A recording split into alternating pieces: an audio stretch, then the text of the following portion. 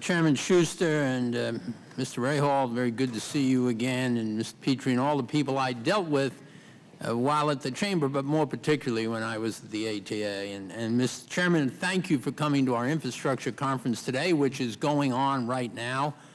You did a great job, and people were very pleased to have you there. Now, look, everyone here today agrees that infrastructure is important to our economy, to our country, and to our fundamental way of life. We all agree that it is a topic worthy of a robust and honest discussion and debate. And we all agree that this debate is taking place against, as the governor said, a few important realities. First, our infrastructure needs are highly significant. Second, the economy is weak and the government treasuries are not full. Third, there has been a long-standing federal role in infrastructure, and that must continue. Fourth, whether justified or not, we're facing a credibility gap. Many of our fellow citizens still equate infrastructure with pork, with the politics of waste, with inefficiency, and without a lack of serious priority setting. I would agree with you that most of that is not true, but we have got to deal with that reality. They are legitimate concerns of our fellow citizens that we need to go out and deal with. But none of these changes the fundamental fact that we've got to build and maintain a superior, globally competitive infrastructure, and we've got to get the job done one way or another. There are many extraordinary things we have done in infrastructure. America's capacity to run its supply chain from a technological point of view, from a management point of view, from a competitive point of view is phenomenal, but it is risked every day when the infrastructure we run it on is deteriorating. The Chamber has its own ideas on how to do all of this, some of which you may like and some of which you may not. The one thing we can't do is neglect the problem. If we do, conditions and performance will get worse. I promise you it will not get better while we sit here and look at it. Materials, labor, and land will get more expensive. We will miss opportunities for more dynamic growth, competitiveness, and job creation, and we will also forego opportunities to save lives. So what does the Chamber think? We think we're going to have to raise more money. I thought the governor raised a lot of issues. Would I agree on all of them? No, but I think they're all worth discussion. From a business standpoint, if you need something that's going to provide a good return, you have to go out and invest in it and buy it. That's why we're willing to pay more in gas and diesel taxes for something we know is going to make us more productive and efficient and lower our costs. The Chamber supports reasonable increases in gas taxes that are phased in and indexed to inflation.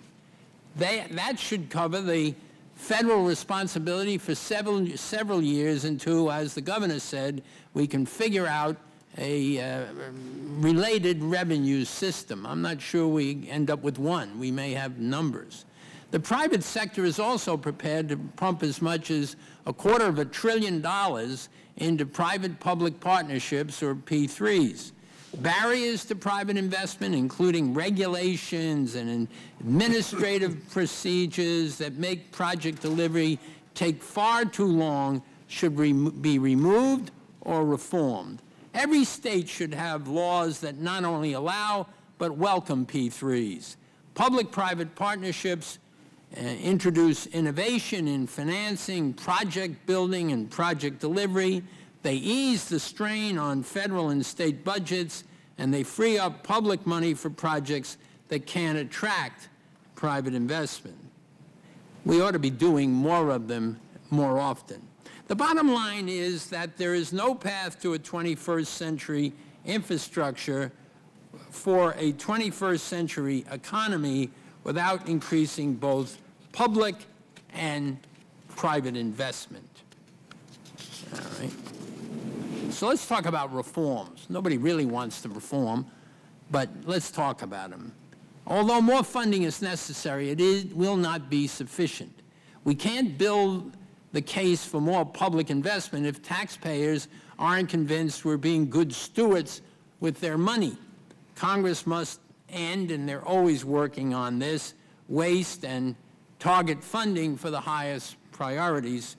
We've got to be careful about that. That means focusing on a sensible mix of solutions, not a single prescription, projects based on actual need and not on politics or ideology, and projects that get the biggest bang for the buck. Jobs, economic growth, safety. That's why we appreciate the MAP 21, as the governor indicated. The freight provisions there, done right, real freight plans should help us prioritize and figure out where to put the bucks. In addition, we can no longer allow cumbersome and expensive processes, environmental or otherwise, that delay or kill infrastructure projects. By the way, I will tell you, on the energy side, by the way, and if you look at real infrastructure spending across the board, a huge percentage of it has something to do with energy. Could be as much as 60 or 70%. There are 300 projects that could have been done over the last years, and they're not there because of the not in my backyard, not in my neighborhood, not if I don't have a piece of it. And this is something we really have to look at. It takes too long to build anything in this country, and that discourages private investment, increases costs, and undermines public confidence. I was in, 30 seconds, I was in China about 3 years ago. I remember this trip, and I was in this 60-story hotel. Beautiful, brand new, in Shanghai. I looked out, and there was a hole down. They were building a hole, and there was a camp down there. I came back in 11 months, and there was a hotel higher than the one I was in that hole that, you know why? And we don't want to do it this way, but they had a camp. They had people work 24 hours a day, 7 days a week, different people, and got that done. We don't have to go there, but we damn well have to compete, and that means that we've got to get busy and make some of this work. So this committee made a great start with MAP 21, and you had a lot of courage to do it, and we look forward to reforms in the water bill next year. So now, let me conclude where I began. Neglect is not an option. Sitting on your seat and watching this thing is not going to work anymore. Our infrastructure system is a national asset. We've built it up over generations. We have a responsibility to the people that invested in it before and the people that will use it in the future to go forward on this. It has fueled economic growth, enhanced our competitiveness, created a lot of good jobs, sustained our security. If well maintained, and boy, that's the big question, it can continue to deliver outstanding benefits to all Americans. So I'm pleased this committee has brought together a diverse group of stakeholders to share ideas and to create a dialogue on how we're going to do this. Closing the gap between needs and resources is going to require just plain old-fashioned leadership. Everybody's got a bigger appetite than they've got the capacity to consume it.